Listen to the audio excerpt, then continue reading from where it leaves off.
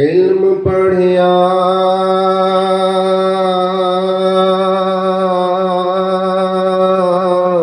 पर अदब ना सीखिया, इल्म पढ़िया पर अदब ना सीखिया, की करना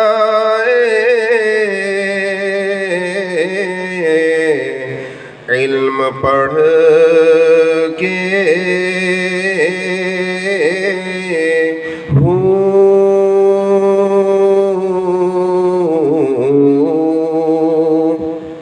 ini dengan bahasa kita, bahasa Pakistan. Bahasa Pakistan itu bahasa Urdu, tapi seperti di Indonesia ada bahasa Indonesia, tapi ada bahasa Aceh juga. Jadi itu yang saya baca syair ini dengan bahasa seperti Aceh. Jadi artinya apa? Ulama besar Sultan Bahu rahmatullahi alaih, beliau menulis syair ini untuk kita. Beliau kata, sudah belajar ilmu agama tapi tidak belajar adab. Apa yang Anda melakukan untuk belajar ilmu agama saja? Paham? Paham? Atau memahami sekali lagi? Sekali lagi saja. Anda sudah belajar ilmu agama, akan tetapi belum pernah belajar adab. Apa yang Anda melakukan untuk hanya belajar ilmu saja. Saya sudah sampaikan tadi waktu kita memulai kitab I'anatul Talibin, Imam Syafi'i, Muhammad bin Idris Asy-Syafi'i rahimahullahu ta'ala, beliau belajar adab 20 tahun, selama 20 tahun. Karena untuk belajar ilmu agama ada koneksi di antara santri dan ustaz, di antara santri dan guru. Kalau koneksi ini lemah, jadi tidak bisa belajar yang benar.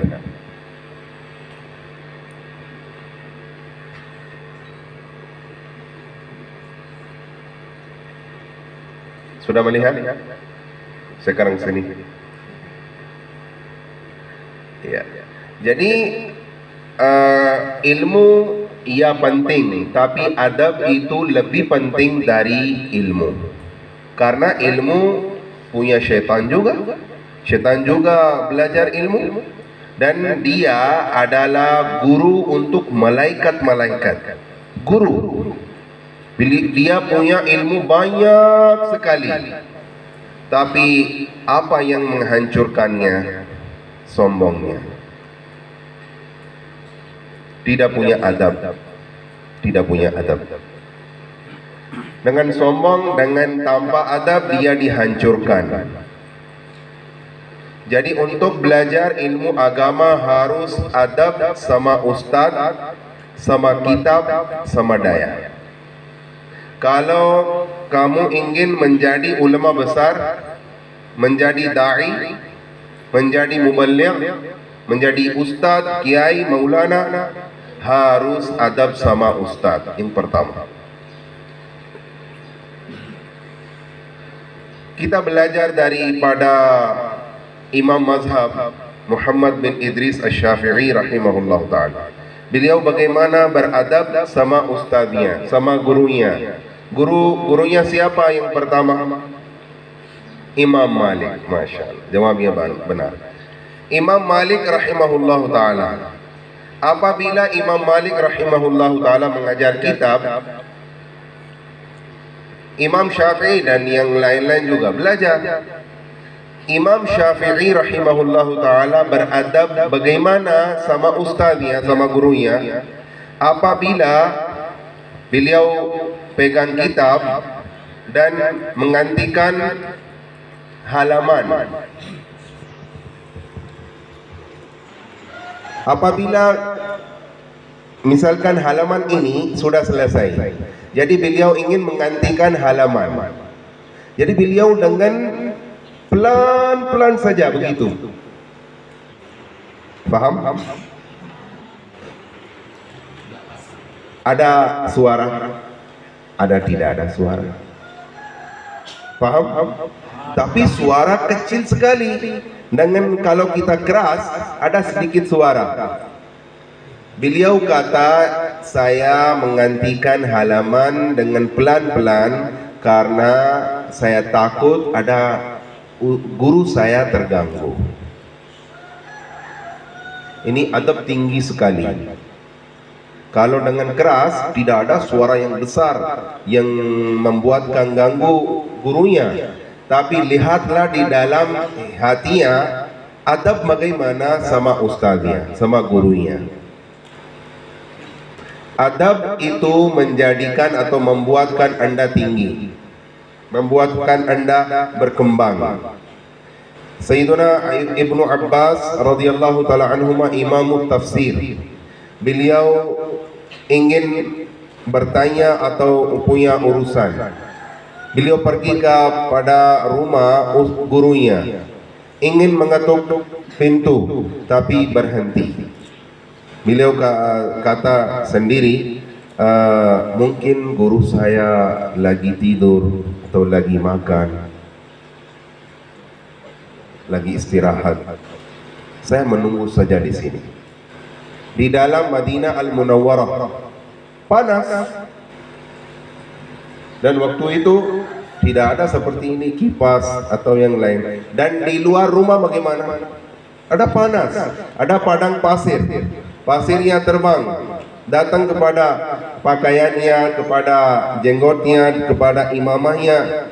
Tapi beliau bersabar dan menunggu terus di luar rumah beliau, dekat pintunya, sampai sehingga gurunya ingin keluar sendiri untuk ke tugasnya.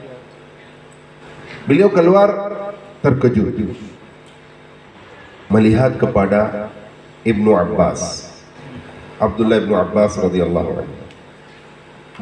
Jenggotnya penuh dengan pasir, imamahnya penuh dengan pasir, pakaiannya penuh dengan pasirnya.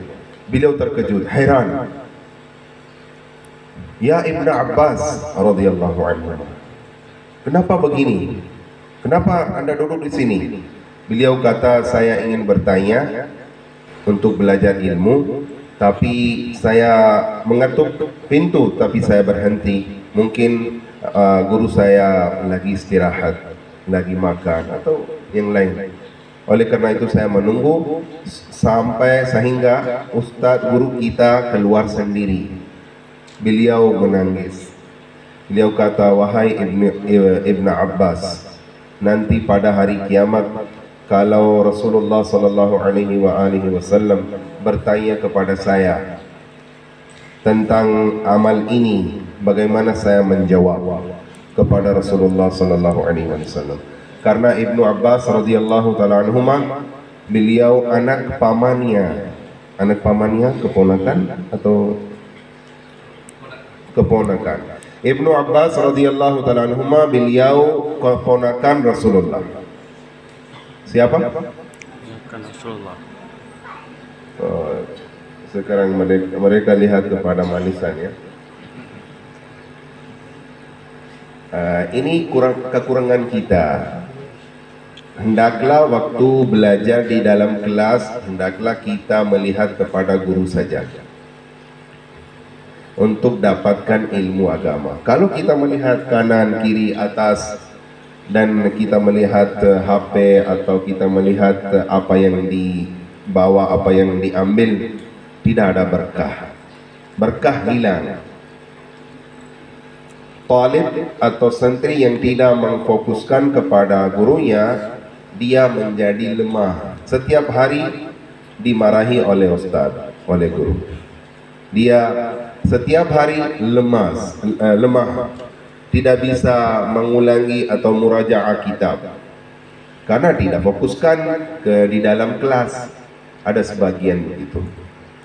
Tapi kenapa saya membuatkan antum fokuskan? Karena antum setiap hari di sini di dalam tafsir tidak ada ulama, tidak ada allama seperti beliau di dalam ilmu tafsir. Ada ulama banyak sekali di dalam sahabat, di dalam imam mazhab atau ulama mu'taakhirin, mutaqaddimin, tapi seperti beliau tidak ada. Kalau di dalam nahwu siapa? Imam di dalam ilmu nahwu siapa?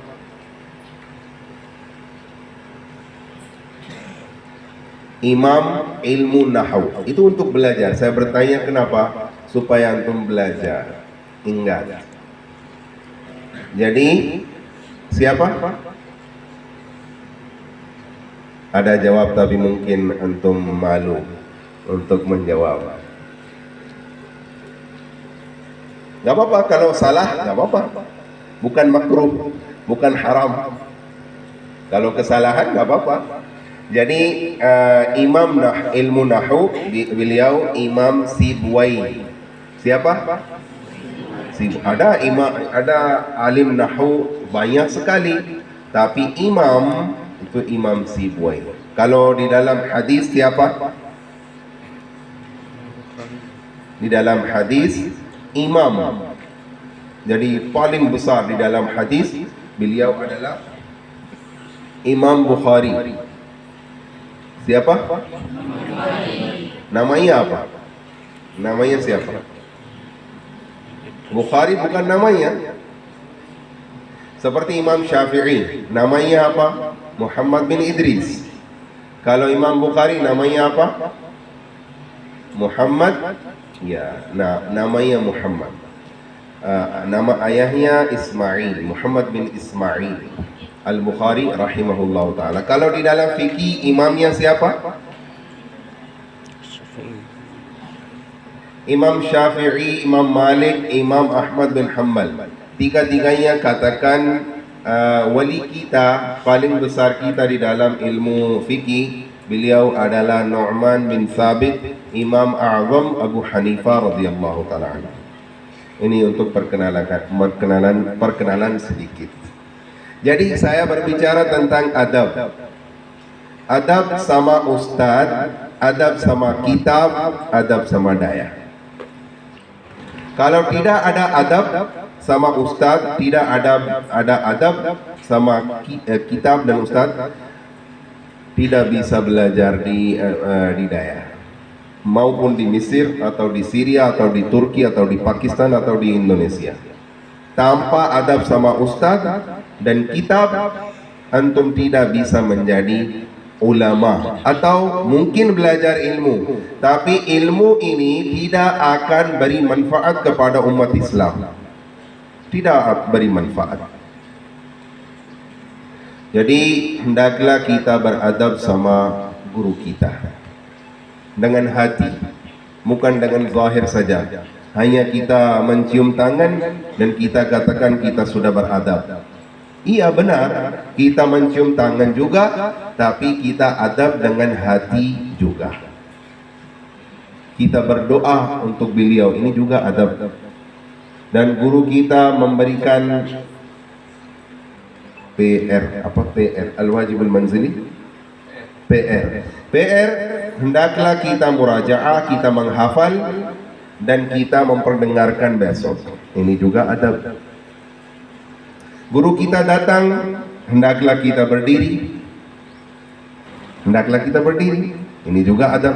Guru kita lewat dari sana, beliau tidak melihat kepada kita, tapi kita berdiri. Ini juga adab.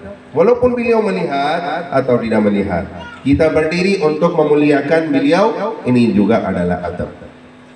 Dan nunggu saja kapan guru Anda memerintah kepada Anda.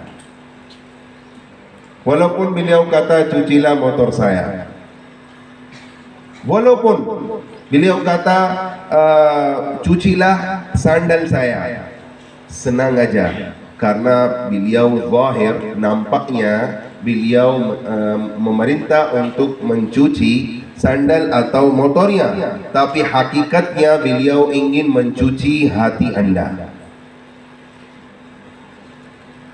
di dalam hati harus masuk adab sama ustaz. Dan yang kedua kitab juga. Seperti tadi ada salatullah salamullah.